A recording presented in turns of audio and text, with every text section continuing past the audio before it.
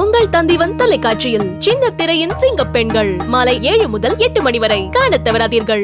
மீனவர்களை தொழில் முனைவோர்கள் ஆக்கும் பணிகளில் தான் ஈடுபட உள்ளதாக ஜோஹோ தலைமை செயல் அதிகாரி ஸ்ரீதர் வேம்பு தெரிவித்திருக்கிறார்.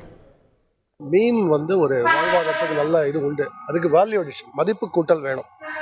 ஏன்னா அவங்க பிடிக்கிற மீன் தான் கடைசியில் நம்ம சிட்டியில் சீ ஃபுட் ரெஸ்டாரண்ட்னு போகிறோம், சுஷி அப்படின்னு போகிறோம், பச்சை மீனை சாப்பிட்றது, இதெல்லாம் நல்ல அதில் மதிப்பு இருக்குது.